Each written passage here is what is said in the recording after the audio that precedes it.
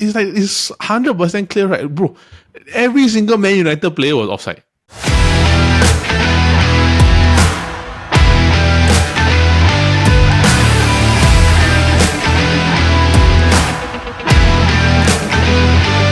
Hello everybody and welcome to another episode of the Futbol Kaki, brought to you by the Chit Chatter Podcast Network. Now for those of you tuning, hi again, we just want to say thank you. I'm your host Elliot and I'm joined by my fellow Kaki bro Paul. Paul, how are you doing, bro? I'm doing good, brother. How are you? I'm alright.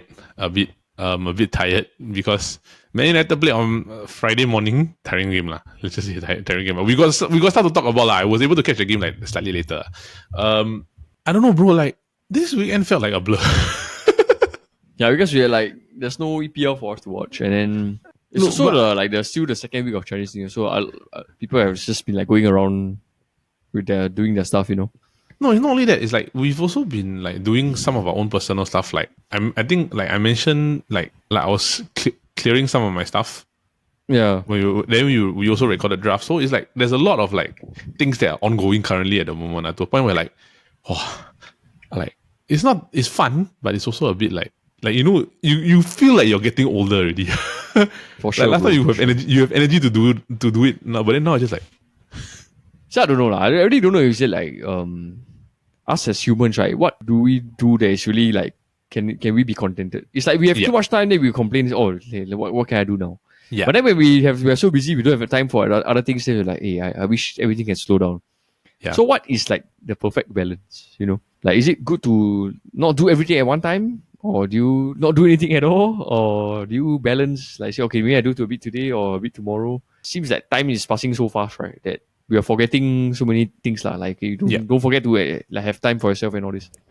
But I also wonder, right? Like, is it whether or not there's a balance, right? Is it down to personality type? Like, okay, let's say for example, right? Like, maybe I can give an example, then maybe you give one also. It's like when I go and do something, right? Like I would rather just do it, get it out of the way, then I can do my other stuff. So especially if it's something important, so I would rather just like do. Then okay, I've accomplished what I needed to do. Then I just like that. Oh yes, for sure. I mean, like, if it's important, yes, of course you have to do it fast. But if it's like, well, okay, let me give you an example. Like, if you do your own like laundry, right? Yeah. Let's say you take the clothes down already, but you only know you have like 2 hours left for the night. Yeah. Will you do it, or you want to go and enjoy doing your like what you want to like? Let's say you're on a noir, right? Yeah. Will you really go and do like chores like at 9 p.m. or will you go and noir first, then do the laundry tomorrow? I will do it like immediately. You will do it immediately? Because okay, what if you come back late, like 8:45? Right? Oh no, then I won't. Like, because you really have no time to know already, right? Yeah, I would do it based on more or less like what's going to happen the next day. Yeah. So like if I were to go and do, let's say for example, right, like when we record, right, I know that I have to edit the next day, ma. Yeah. So I think things on priority is fine. Yeah. It's rather like things that you can. I won't die one, you know, can put off until the next day. Then but if I run out of clothes, then it's a different story. No, then you just take the whatever clothes you need for tomorrow. You know, guys are like quite, I wouldn't say like too OCD. Some guys are OCD, but I find that if I cannot live my life like, I need to stay on top of like everything in the exact moment. I feel like I will suffocate. I get what you mean. I get what you mean. You know, yeah. Like, I think like me and you, like we know each other for a long time. I think it's more to do with the freedom of like, I need to be able to have time to breathe to myself. Otherwise, it will just be like, it's just overloaded. Because if not, I'll just find myself like constantly doing things. Yeah. Then I will never have me time. You get what I mean, right? Correct. I know what you mean. It's an interesting talk.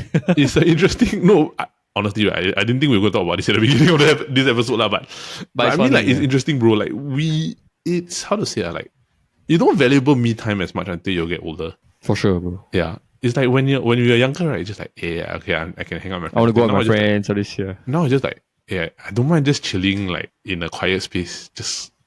Bro, if you tell me, like because the past, I think ever since the year started in January, right, I never had like a proper weekend that I can like lay back and rest. It's either work or Chinese New Year or friends gathering or what. Like if you tell me this Saturday, you wake up, you do nothing until Saturday night. I don't mind. This I think I don't mind. I will welcome that. No, I will welcome that, right? But if Man United plays at night, right, then I think your heart rate confirm boy one. That one is you prepare the day to take. You take the day to prepare for. You take the day to calm down, for the horror, then for the lower your horror heart show, rate. Then suddenly your heart rate goes up all the way until your face turns red. Then your blood boy. But I think, right, as you can see from today's thumbnail, we're talking about Manchester United's victory over Leicester City. Game was mired in a controversial last minute winner from Harry Maguire. The goal is 100% offside. I'm just going to stay there for a fact, right? So today what we're going to do on this episode, we're going to talk about the Manchester United versus Leicester City game at Old Trafford. Final score was 2-1, where United advanced to the next round. We also have our What's Going On, which we are going to talk about. How come there are so many giant killings in the FA Cup this year? It's like, what's going on in the FA Cup? Yes, it's literally what's going on in the FA Cup. So we have that. We will talk about essentially like a roundup of the FA Cup on our what's going on, and then we'll look forward to our match of the week, which is Manchester City versus Newcastle, which essentially begins like it's their third game in the games of like death. Oh wow, That's interesting to see. Yeah. So they're going to play Real Madrid. They're going to play Real Madrid also. But Real Madrid got like just fun fact. Real Madrid has 5 defenders injured, so there's no perfect time for them to play now. I feel like. Yes, but then again, Man City also not in the greatest form. So, bro, ready to get into it? Let's go, brother. Okay, so as mentioned, Paul, what is your what's going on? Even though we already said it to everybody. Yeah, I already said it. I'm going to say one more time. What's going on in the FA Cup? What's going on with Liverpool? What's going on with Chelsea? What's going on with Arsenal? What's going on with Spurs? So many of these big giants are out. Yep. Okay. But either way, Manchester United is the defending champion. Yes. Of the cup, and once again we're only left with Man City and Man United. I won't say Man United is a big club, but like the two favourites to win. Okay, maybe not because there's I think Newcastle and Brighton still inside, and Aston Villa, right? Yes. Yeah, so I think it'll be interesting to see because now it's the 5th round, so I think there'll be a draw soon to see who plays who. Yeah, correct. But ultimately, why do you think what's going on with Liverpool? Very obvious, they played the second team. Yeah. But is that an excuse? Because they essentially just cost themselves the treble. Right, the potential treble. Or do you think that is like Arne Slot's way of saying that, okay, I cannot invest in 3 competitions. I need to give up. Honestly, like, really, really, really frank, like, we will touch on Liverpool a bit. Right? I feel that, irregardless, right, the second team should beat Plymouth. True. Bro. They're bottom of the championship. True. But so then again, right, this kind of cup games away from home will benefit like teams like in the championship. Yep. Because they got nothing to lose, right? When you throw a knockout tie game like that, bro, all the more reason they will go for it. It's like Wigan versus Man City in the final many years. Yeah, then Wigan won. Wigan won. But okay, I just genuinely question, right? Like, if Wayne Rooney was still Plymouth manager, right, would they Liverpool have won? Don't know, bro. But I don't think Wayne Rooney is a very good manager. So yeah, that's why I'm asking you. I say that could it have been a factor in the difference? Because like I understand that it's a younger team. You can even just like read the lineup. So Liverpool's lineup was Kelleher, Tsimikas, Gomez, Kwanzaa, McConnell, Harvey Elliott, Endo, Enyoni, Chiesa, Jota, Diaz. Technically, their front 3 can win you a game. Their front 3 is like a first team. Yes. Right? Maybe except it's a first team. It's a first team in like any other club. So then like, okay, Harvey Elliott, Endo, I think they're good enough. Tsimikas is good. McConnell, maybe a bit young, but you still got Joe Gomez and Kwanzaa. I think they could have won one. Like easily. Yeah, but okay, maybe up to the point where the penalty was given, right? They were still like 0-0. So you're still trying to find the feet and all that. Yeah, but like I said, ultimately, why are you playing a second team? When on the weekend there's no EPL, right? Yep. Hey, wait, but did they play? They haven't played Everton, right? Yeah, they're playing midweek next game. Yeah, but either way. Yeah, they're playing Thursday, but it's still 4 days. It's still 4 days away. Yeah, as I feel like they should have just played their full team. Yeah, I agree. But yeah, so maybe it's another case of being complacent, maybe. Might be because they're thinking like, okay, maybe I can get I can get by with this right. But like that's just not only the other giant killing. The other giant killing is basically Chelsea got knocked out. Yeah, but it's okay because it's by another EPL team. Correct. Yeah. Then, And then Spurs also lost to Aston Villa 2-1. the debutant Marcus Rashford. I heard he got like a 4.5 out of 5 rating. Okay, wait, bro. Honestly, when you watch the highlights, right, he only did like a 20-minute cameo, if I'm not wrong. Yeah. He didn't score. Let me No. just put it as that. Yeah, he just put it as that. He just basically just did like those a few dribbles that he will normally do, and then they're overhyping the dribbles. I don't want to sound like a Marcus Rashford hater, but we've seen this for so many years. Yeah. He just do a bit of a dribble on the left, then people, Marcus Rashford is back. He just like scored like a hat trick, but he completely did nothing in the game. I agree. I can only just say to all Aston Villa fans, even if he has a good performance, right? Yeah, don't you just judge see whether he by can just do that it for like 10 See games what- in a row. Yeah. Not even 10, 5. Yeah, 5. 5. I just give you 5. So whether or not like he had 5, like Asensio was better, but can Marcus Rashford do it for 5 consecutive games in a row? Right, that's your question mark. That will basically decide, because we've seen it so many times. He will have 1 or 2 good games, right? Then after the next 5 or 6 or 7, he will disappear. Yeah. So it's just a normal thing. But I don't want to hear Marcus Rashford anymore. No, it's He's okay not a Man because United it's player. not our problem anymore. He's not a problem anymore. He's not a problem. He plays well good for them, because they were worried by him. Yes, correct. I really hope he plays well. So yeah. So in this round, right, the Giants that are out are Chelsea, Liverpool, Spurs. Is Spurs technically, really a like- giant? Okay lah. Technically, Okay, because you have to see in the manner in which they have to play Aston Villa. So both are good teams, but I Yes. think Aston Villa is better. So okay lah. they But- didn't lose to a championship team or anything. okay, fair. But in the terms of like people Top- expect EPL top Spurs to- 10, something EPL top 10, like where Spurs. They're not even top 10. They're not even top 10 now, but neither is Man United. Right? But in terms of like where people expect Spurs to be, let's say like beginning of the season and where they are now, right? Like you would expect Spurs to be definitely the top few or have a chance on that pickup. Or like top 10 lah. Correct. But now it's another season where Spurs not going to win a trophy. But So- the new Loney Matthias still did score though. But they still lost the game lah. So Bro, bad goalkeeping lah. This is quite yeah, very good. 1 minute. Expressions. I didn't even start the timer, blood. I didn't even I saw start the timer. I saw the thing. If you mute the thing, you might think he's celebrating. If you mute the video, you might think expression was celebrating. But really, only like big club. Okay, Man City, Man United defending champions, right? In the current stand up, right? But Newcastle, maybe they have a shot. Fulham, I think, depends on where they're going. Bournemouth also still around. But really, if you were to really think about it, the best people that can actually win this, maybe it's Newcastle, Man United, and Man City. These 3, Or maybe because Brighton.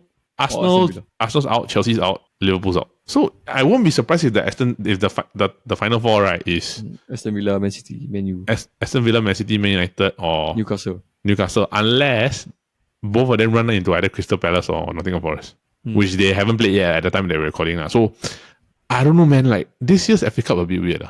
I mean, it's good. Like it brings back the mysterious feeling about the FA Cup. Correct.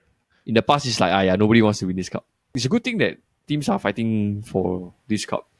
Yeah. Because I think the EPL is so competitive that 6 top 7 teams have to look for this cup to Get a trophy. to get a trophy because they can't win the EPL. Yep, I agree. I'm looking forward to like maybe the future whereby these top 6, right, really it ends up being like a title fight. Because like La Liga, right?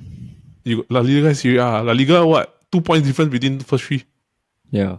and then like 4, and then like, I think like 6 points, 4 or 6 points from 4th. Serie A, right? Yeah. No, for La Serie A. Liga, yeah. For La Liga, right? So it's something that I'm hoping that the EPL will come, because otherwise it's gonna just be another Farmers League. And bro, it's been a Farmers League for many years already. Yeah, I think even when Man United was top, refuse to. Yeah, I think just people refuse to see it. Oh, no, it's the best league in the world, But actually, end up every year it's just like 2 teams. yeah. Right. I really want it to be like one day where it's top Like 3, at least 3 teams. Yeah. at least 3 teams, top 3 final day down to the season. I miss the days when it's like the last day of the season, right, where they are tight on points. Those were the days. But I cannot reminisce about the past already, right, because Man United is not in a great state, but they have advanced into the next round of the FA Cup by beating Leicester City 2-1. This game was, let's just call it, right, like Leicester played better than they should. United played worse than they could. Man United always play worse than they can, bro. Yeah. What do you mean? Every week they are surprising. No, that's why I'm saying, like, they never ever live up to the potential that they could actually do. which is potential? really frustrating. What Really potential, frustrating, right? So like honestly, right, like you cannot tell me, right, this bunch of players are bad players, but maybe they're just not good enough for Man United. Oh yeah, for sure. They're bad. Yeah. I wouldn't say they're bad, but they're not They're not great. United level, bro. For They're sure. not United level. Like I would say that probably they can get away with playing for maybe the lower teams, like maybe a Bournemouth or Everton. But like where they are now, right, I'm just not very happy with how they perform. Because honestly, Leicester took the lead. The goal was a bit lucky. It's a nice save, but just that the ball just happened to hit It's like the Chris Wood goal. Kobbie. No, it's like the Mateta goal last week, right? Yeah. Hit the thing, then rebound. He just stand down there. He Correct. tap it in. Like this one, okay. I usually say a lot of bad things about Nana, right? But I don't think he could really do anything. Yeah. This one, just the ball just hit his foot, bounce up, then he just. I'm just waiting for him to like make another mistake, which is bound to happen. It's bound to happen. Like I just want to say like what just give by India a shot lah. Like to be really frankly honest lah. So United equalized through Zirkzee after United did a very nice play to get the ball forward, right? And then comes the winning goal in the 93rd minute through Harry Maguire. A reminder that there is no VAR in the FA Cup, right? Until the later part of the tournament, right? But currently, at this moment in time, right, that was offside by a mile. Yeah. What was your reaction to the goal, honestly? Offside, Like you can clearly see offside, right? Offside, bro. Yeah. It's so it's 100% clear, right, bro? Every single Man United player was offside. And it's like I don't know how the referee missed it. No, that's the funny part. He's in line with everybody. So I think it's like not very fair also. Because like the Andre Medley, remember FA Cup against Arsenal? Yeah. Bro, that game, if had VAR, Arsenal wouldn't have benefited so many times. I think that red card, I think the download red card or something. Okay, so question, right? Is this maybe the final time where the point where like because the refereeing against Man United against Arsenal was so atrocious, right? That maybe they kind of indirectly flip it. I don't know, bro. That one I'm not very sure. But with Premier League referees, right, anything can happen. No, that's true lah. But it's because I think in the Arsenal game, everybody was talking about the referee. Like the Andre Medley was even like horrendous. Not even like Man United fans, like just general neutral fans watching the game, right? Everybody was talking about the referee. It was like so blatant that it was like blatant biasness, right? Correct. It was 100% like blatant biasness, right? But other than this goal, right, which essentially put like United through, and Van Nistelrooy said that it's not Fergie time, it's offside time. Yeah. It's offside. It's offside. true, it's offside, right? But I want to like go through a few like key components of this game. I think I've got maybe 3 things I want to ask you. So the first one, right, is that immediately after the goal was scored, right, I think Kobbie Mainoo was taken off for Joshua Zirkzee, right? So I just got to ask this question, right? Like, what's Mainoo's role in this team? I think in the recent times, right, like I think like maybe like 2-3 games ago, yeah, he started playing Mainoo in like this Bruno position, like the cam position, right? Yes. It doesn't suit him. He's not like a Bruno Fernandes or like what he envisions Mason Mount to be. Yep. But Mainoo is like the closest thing that we have now that can play alongside Bruno. Yeah, Zirkzee is a false 9, but he is not a playmaker. Yes. So very hard to find this kind of profile kind of players. I think like the best kind of profile would be like Florian Wirtz or Musiala. Yes. In this position that he wants lah. So if Mason Mount is injured, you cannot trust Zirkzee to play that position. Then another option is for you to push the midfielder up now. You can't play Eriksen there because his legs is gone. His legs is gone. Then the only option is Mainoo because Ugarte and Casemiro are more deep playing midfielders. Yeah. So I agree that I think he always longs for a second like number 10. Yeah. Alongside Bruno. It's just that he doesn't have any players now, lor. Correct, because the issue is that United have a lot of wingers that are not 10s. So it's like he's trying to play Garnacho at a 10, but you can tell Garnacho is drifting wide a lot.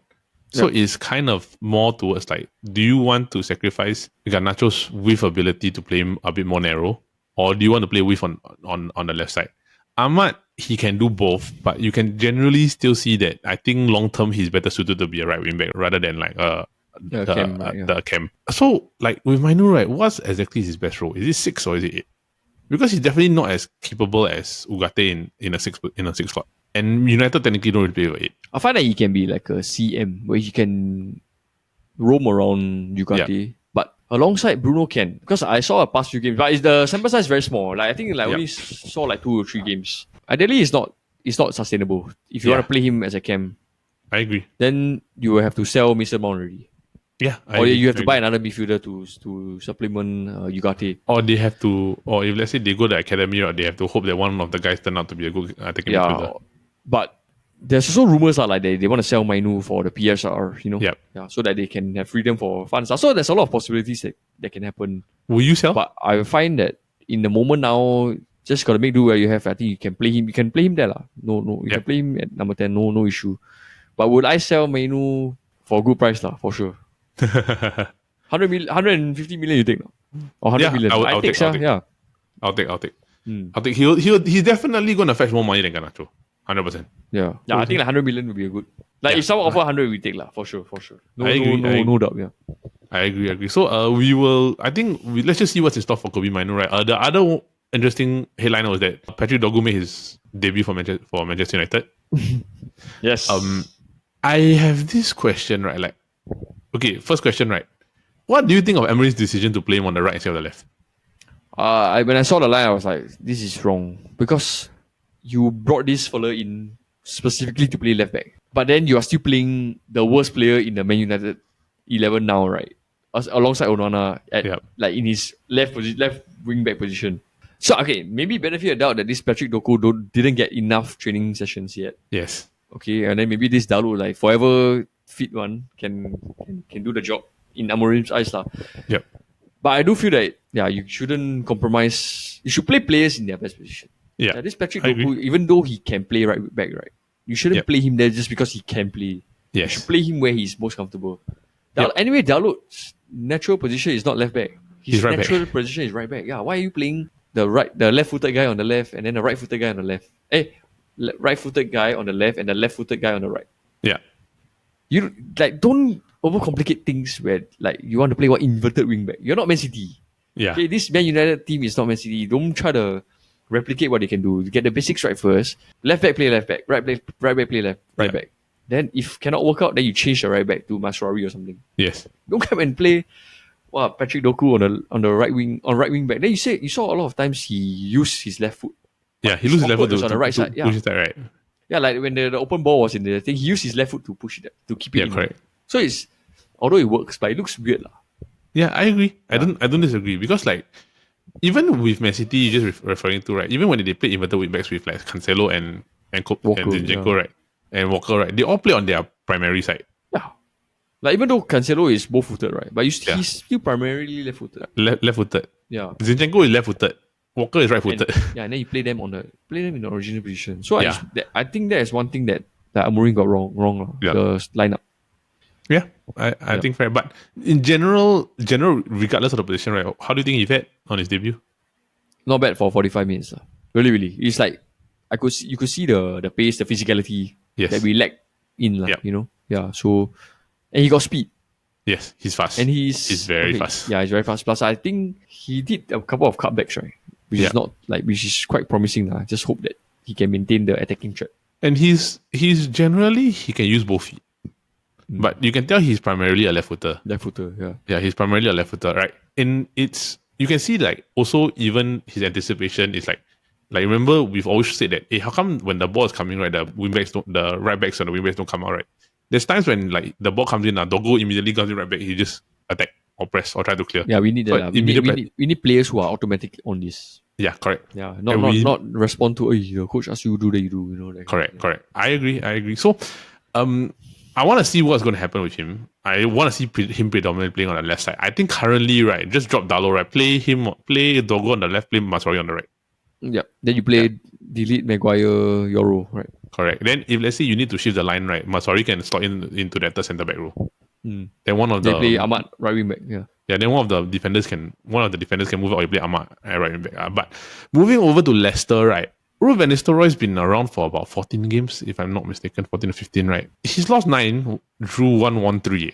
I love Avien, I love Van Nistelrooy, but question, right? Is he cut out to be a Leicester manager? Is his job in jeopardy?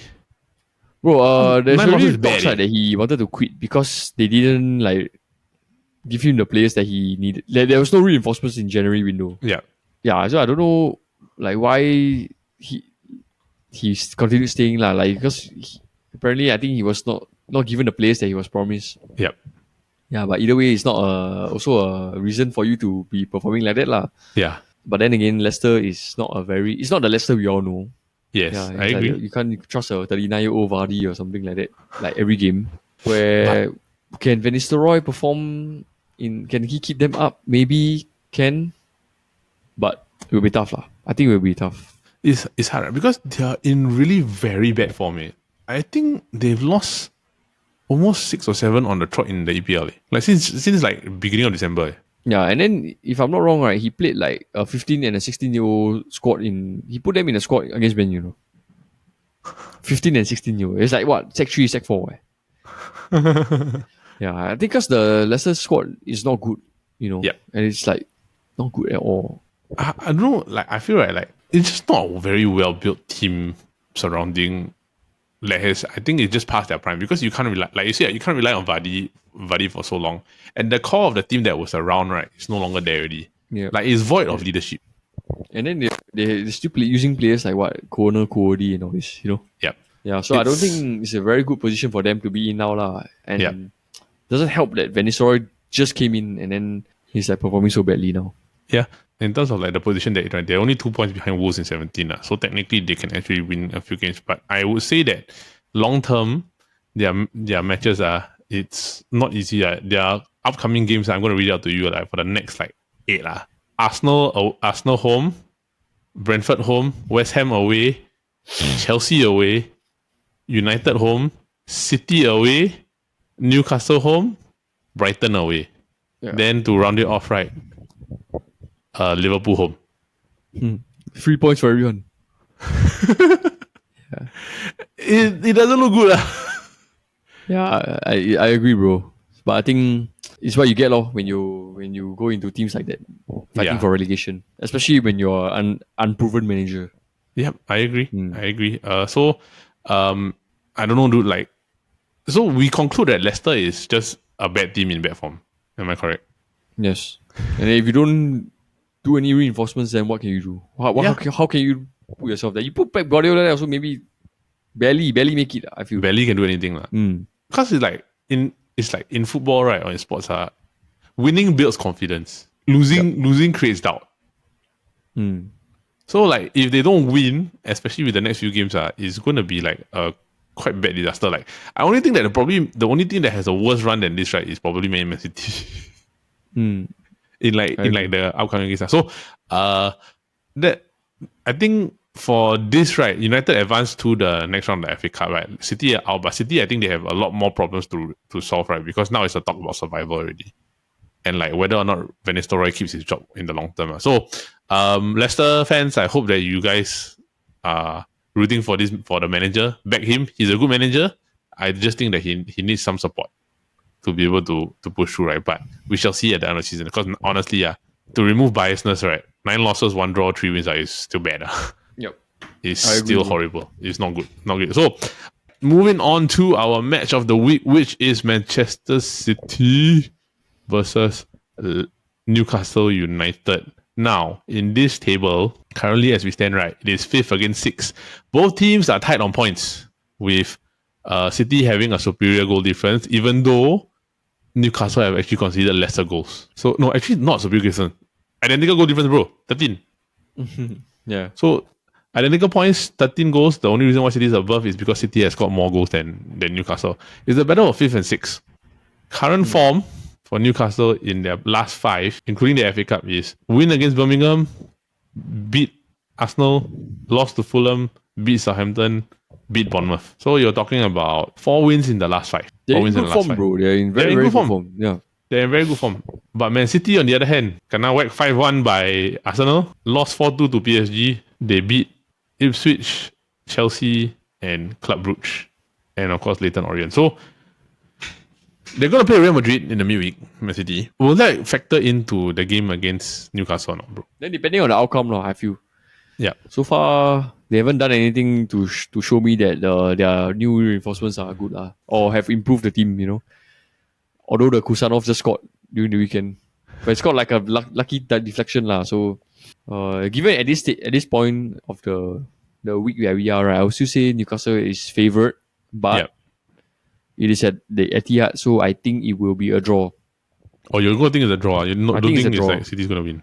Okay, if you're saying that they need to chase the league, right, then yes, I'll say City needs to win lah. But Yeah. tough lah. It's tough to see them winning at the moment, you know? Yeah. I agree. Like, because I honestly look at it more towards like Newcastle's in great form. 4 wins in 5 is no easy feat.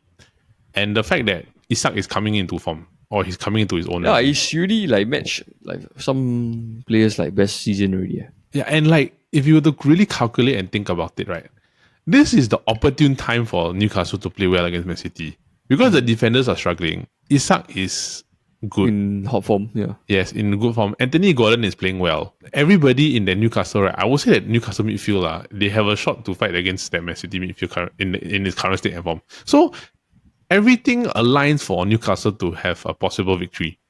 Yep. And I won't call it an upset because they are like on the same standard and the same team. If let's say City were top of the league, then you could say maybe it's an upset. But now it's just a different City we're talking about. So I would lean towards Newcastle having an opportunity to win, but I don't know lah. Like, do you draw, am I getting like my hopes up too much for Newcastle to beat City, or is it just a no? It's situation? it's a fair result.